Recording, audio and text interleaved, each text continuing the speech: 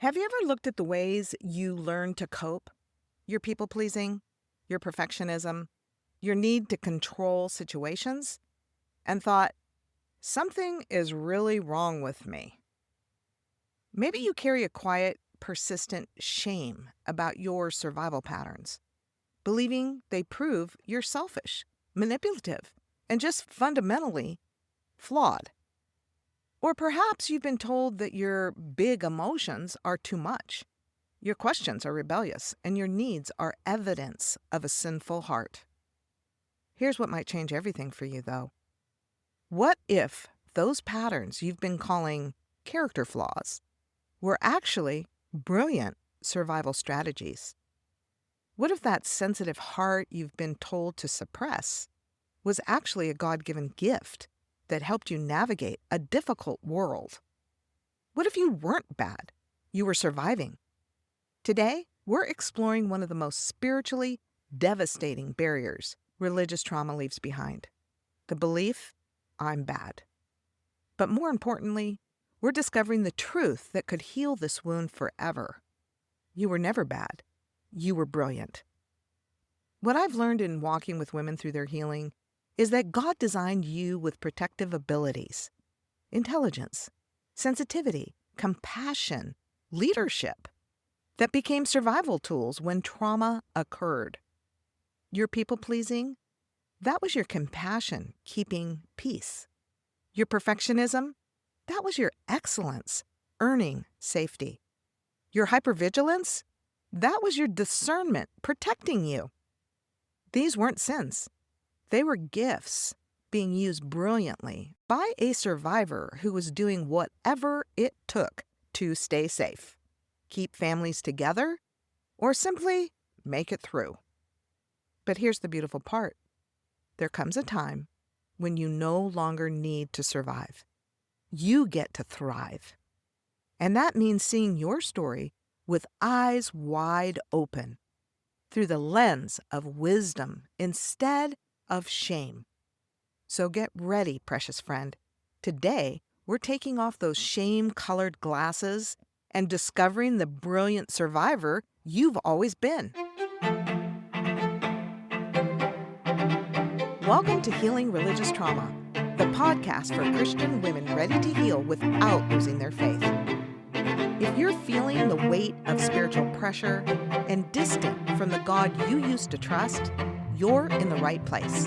I'm Deborah Schaefer, spiritual healing coach, founder of the Healing Religious Trauma Circle, and someone who's walked the hard road of untangling toxic faith. If you're ready to make sense of your story, find peace with a safe, loving God, and hear stories that remind you you're not alone, grab your tea, toss that rule book, and let's go. You know, one of the most healing conversations I have with women is when I get to say, you weren't bad, you were surviving, and you were brilliant at it. Maybe that's exactly what you need to hear right now. Maybe you've been carrying shame about the ways you learn to cope, believing your survival patterns prove something is fundamentally wrong with you. Maybe you've been looking at your people-pleasing, your perfectionism, your emotional sensitivity through the lens of shame, instead of recognizing them as the wise adaptations they really were. Here's what I want you to know. There's a completely different way to see your story, and it changes everything. That's exactly why I created the Coming Home Journey with such intentional gentleness. This isn't a program that will shame you for your survival patterns or ask you to fix yourself before you're welcome. It's a 6-month sanctuary where you'll learn to see your story through God's eyes, with compassion, not condemnation. In this journey, we walk gently through 3 seasons of healing, unraveling the trauma patterns by recognizing them as brilliant survival strategies, instilling the truth about your inherent goodness and God's heart for you, and creating a new story rooted in wisdom instead of shame. We'll explore all 12 of the hidden barriers that religious trauma leaves behind, including this painful, I'm bad barrier. But here's what makes this journey transformative.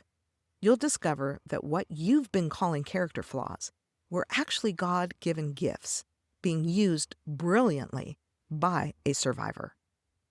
You can learn all the details and join our Coming Home journey at thecominghomejourney.com. That's thecominghomejourney.com. And if you're not sure you're ready for a 6-month journey, you can start gently with our free religious trauma assessment at religiostraumaquiz.com. In just 10 minutes, you'll discover how these 12 barriers might be affecting your life, and you'll receive my complete Essential Starters Kit, including my book, He Is Enough, gentle healing resources, and access to our supportive community for free. Because sometimes the first step toward healing is discovering that you were never the problem. You were the solution. Before we dive into today's teaching, I want to share with you part of Takia's story, because her journey perfectly illustrates how we can misinterpret our own survival brilliance as badness. Takia is a mother who had been walking a spiritual journey for years, but she was carrying a weight that felt crushing. She had developed what many would call spiritual performance patterns. But what I want you to see is how brilliantly she was using her God-given gifts to try to stay safe. Here's how Takia described what she was experiencing. Even though I had these moments where I'd feel the presence of God, His love, His care, I'd slip back into striving, thinking I had to get it right to stay in His good graces. I lived by a checklist of spiritual performance. I was always trying to do enough to keep close to Him. Now, what I want you to hear is this. Takia wasn't being legalistic or performance-oriented because she was bad. She was using her natural gifts of diligence and excellence as survival tools. When you've learned that love is conditional, those gifts become ways to earn safety. But then Takia experienced something that revealed the depth of her survival patterns. She said, "Then came the blow that undid me. My daughter was taken from me twice. Life felt like too much. The heaviness always returned. The doubts, the questionings, the feeling like I was being punished for something. And somehow, God was keeping me in the dark." You see, Takia's brilliant mind, that same gift that made her an excellent mother, was working overtime, trying to figure out what she had done wrong. Her survival brain was convinced that if bad things happened, it must be because she wasn't good enough.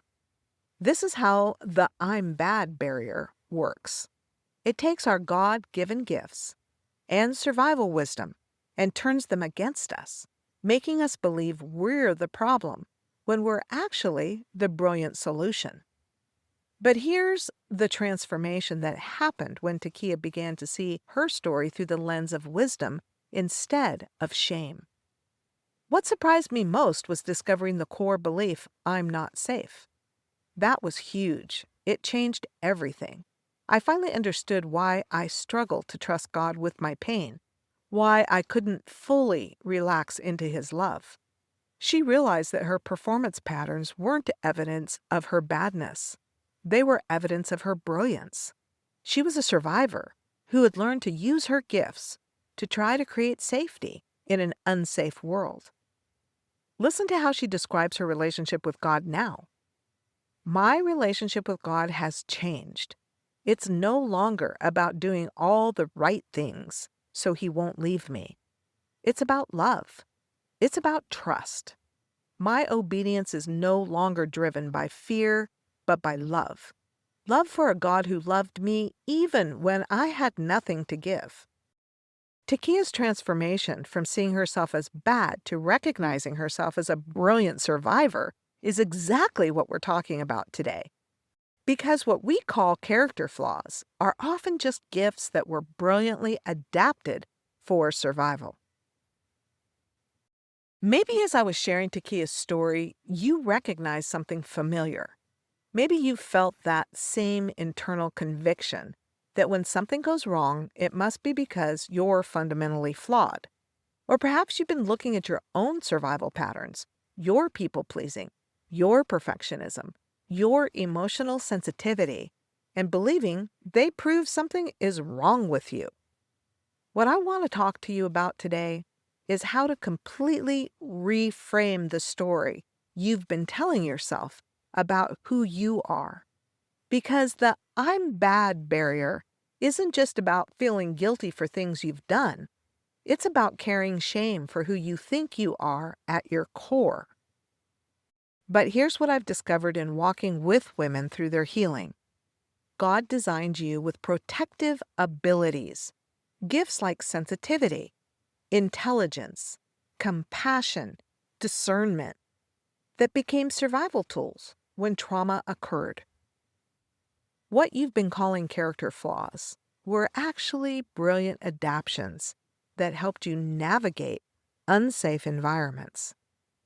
Your people pleasing, that was your God given compassion being used to diffuse conflict and keep peace.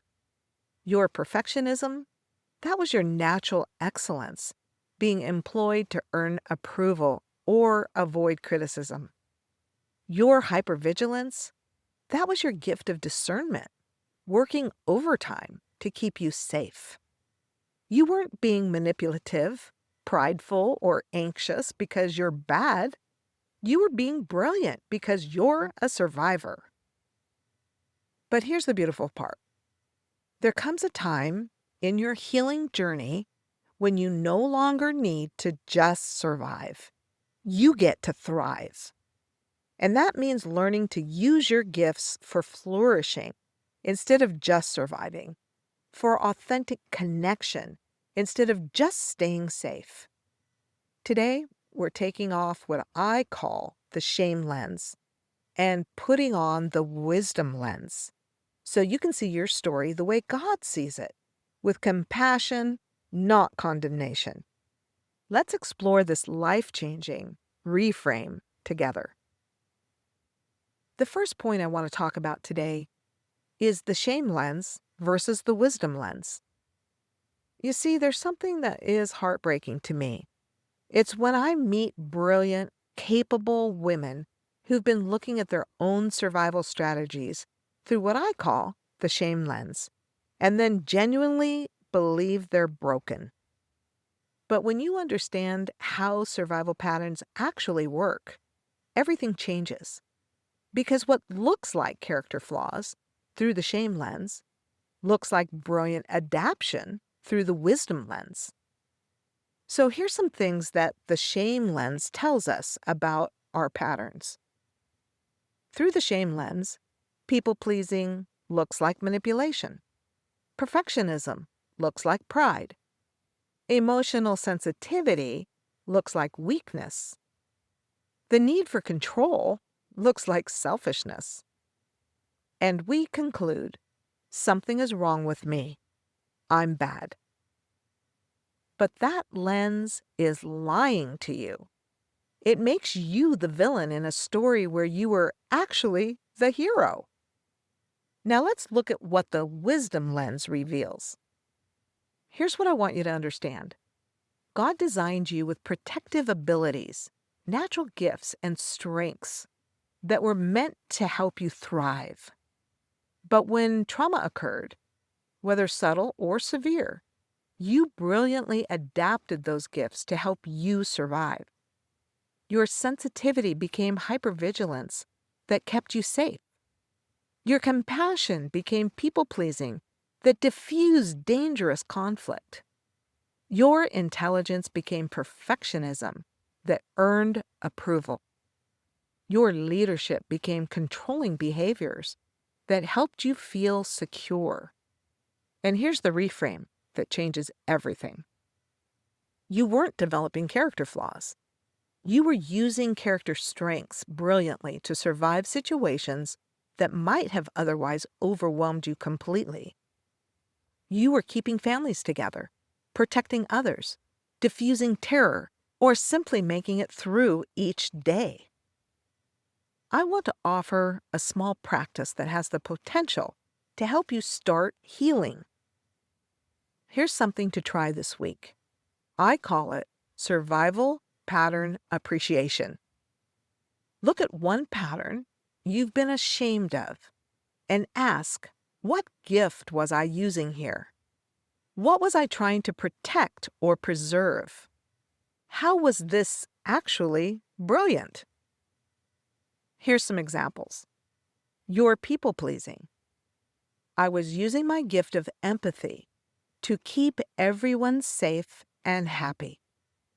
Your perfectionism. I was using my gift of excellence to earn love and avoid rejection. Your hypervigilance. I was using my gift of discernment to scan for danger and protect myself and others. This isn't about excusing harmful patterns or never growing past them. It's about recognizing the wisdom in your survival so you can transform it into thriving. Okay, here's the second point: how God-given gifts become survival tools. Now, I want to help you understand how this transformation from gifts to survival tools actually happens, because recognizing this process is key to reclaiming your gifts for their original purpose. God gave you specific gifts, maybe sensitivity to feel deeply and connect authentically, intelligence to solve problems and create beauty, compassion to nurture and heal, or leadership to guide and protect. These were meant to be sources of joy, connection, and purpose.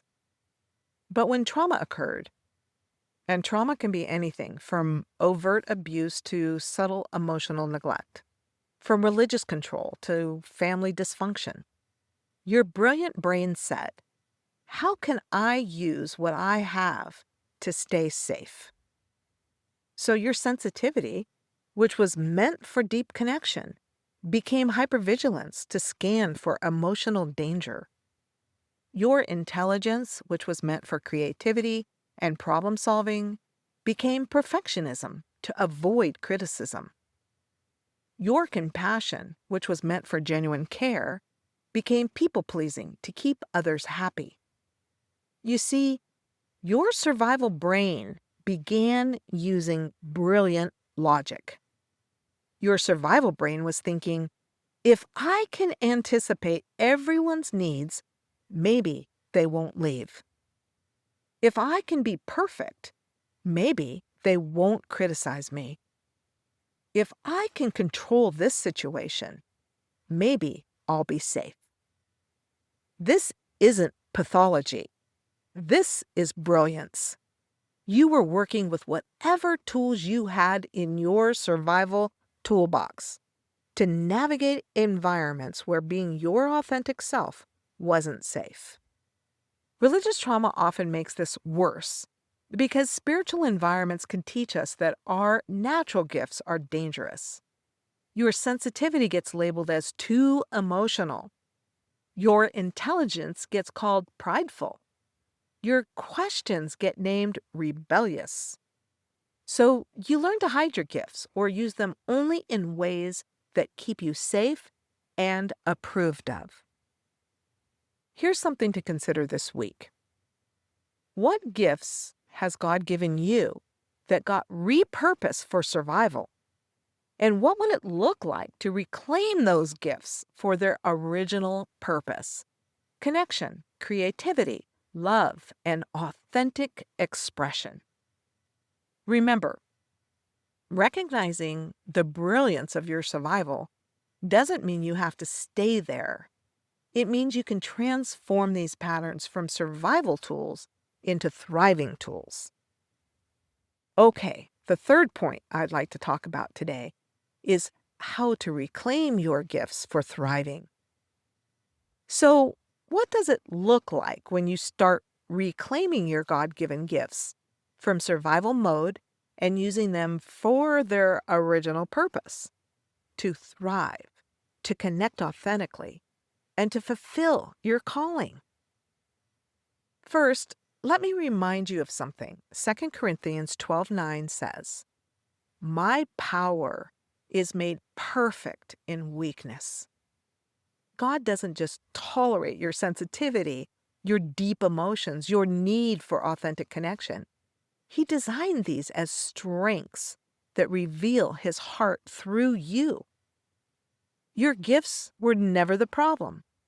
The environments that taught you to hide them or use them only for survival, those were the problem. So, what shifts when you start using gifts for thriving? Here's what I've watched happen in women's lives when they begin this transformation. Their people pleasing becomes genuine compassion that sets appropriate boundaries. Their perfectionism becomes excellent work that flows from joy rather than fear.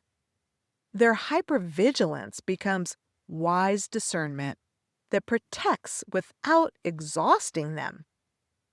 One woman told me, I realized my sensitivity wasn't a curse to manage. It was a superpower to steward. Once I stopped seeing it as evidence that I was too much, I could use it to create deep, meaningful connections. Here's some gentle practices that support this transition. Start with one survival pattern and ask, how can I use this gift authentically instead of defensively? If you're a people pleaser, practice using your gift of empathy to truly serve others while honoring your own needs. If you're a perfectionist, practice using your gift of excellence for things that matter to you, not just to avoid criticism. And try what I call gift appreciation, thanking God for designing you with sensitivity, intelligence, or compassion that you've been taught to see as flaws. Okay, here's what's beautiful about this healing. When you stop seeing your gifts as evidence of your badness, you finally understand why God gave them to you.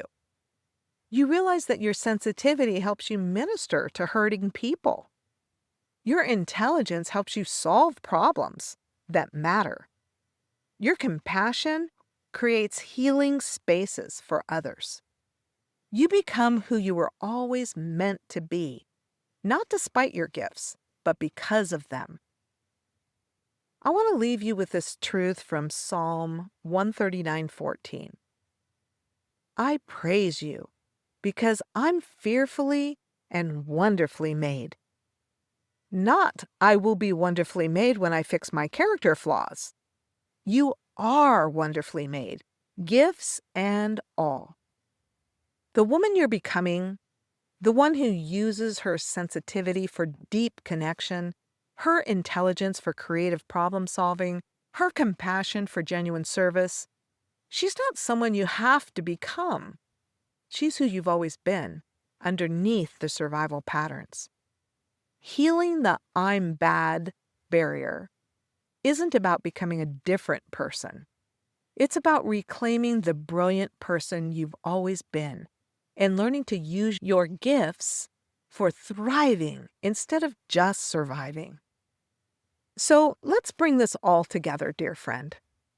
We've talked about the difference between the shame lens and the wisdom lens, how survival patterns that look like character flaws are actually brilliant adaptations. We've explored how God-given gifts get repurposed for survival when trauma occurs. And we've discovered what it looks like to reclaim those gifts for their original purpose, thriving, connecting, and fulfilling your calling. And here's what I want to leave you with. This week, I challenge you to try survival pattern appreciation. Pick one pattern you've been ashamed of and ask, what gift was I using here? How was this actually brilliant? And how might I use this gift for thriving instead of just surviving? Then speak this truth over yourself. I wasn't bad. I was surviving. And I was brilliant at it. You're not a collection of character flaws that need fixing. You are a brilliant survivor with God-given gifts that got repurposed for survival. when life wasn't safe. Those gifts, your sensitivity, your intelligence, your compassion, they were never the problem. They're your superpowers waiting to be reclaimed. The woman who uses her gifts for thriving instead of just surviving, who sees her patterns as wisdom instead of shame, who knows she was brilliant all along, she's not someone you have to become. She's who you've always been, waiting to be seen with eyes wide open. It's time to take off the shame-colored glasses and see yourself the way God sees you, as His brilliant, beloved daughter who survived with the very gifts He gave her. Sweet friend, if this conversation stirred something in you, if you're beginning to see that your survival patterns were actually brilliant adaptations rather than character flaws, I want you to know that this is just the beginning of a true transformation. Maybe for the first time, you're seeing your people-pleasing as evidence of your gift of compassion, your perfectionism as proof of your excellence, your sensitivity as validation of your deep capacity to feel and connect. Maybe you're starting to understand that you weren't bad. You were surviving, and you were brilliant at it. If you're ready to fully reclaim your God-given gifts from survival mode and learn to use them for thriving, I'd love to walk with you on the coming home journey. This isn't a program that will shame your survival patterns or ask you to fix yourself. It's actually 6 months of discovering that what you've been calling brokenness was actually brilliance. You'll learn to see your entire story through the wisdom lens instead of the shame lens. You'll discover how to transform your survival tools into thriving tools, and you'll finally understand why God gave you those very gifts you've been taught to hide. But maybe you're thinking, I don't even know what survival patterns I'm carrying and how they might be brilliant.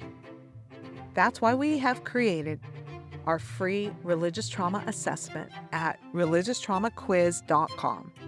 We'll help you identify how these 12 hidden barriers might be showing up in your life. Hey friend, if this episode helped you see your survival patterns as brilliant adaptations rather than character flaws, would you share it with someone who needs this reframe too? And while you're at it, would you please leave a quick review on Apple Podcasts? It's like a gentle affirmation that helps more women discover they were never as bad as they believed. Next time, we'll explore another hidden barrier that keeps so many Christian women trapped in fear. I'm not safe. We'll talk about how religious trauma can leave us feeling like we're always in danger, and most importantly, how to create the internal and external safety you need to finally relax into God's love. Until then, remember, you're not broken, you're not bad, and you're not a collection of character flaws. You're a brilliant survivor with God-given gifts that got repurposed for survival. Your sensitivity is a superpower. Your intelligence is a gift. Your compassion is exactly what the world needs. Keep seeing yourself through the wisdom lens. Keep appreciating the brilliance of your survival. And keep believing that you were fearfully and wonderfully made, survival patterns and all. I'll see you next time.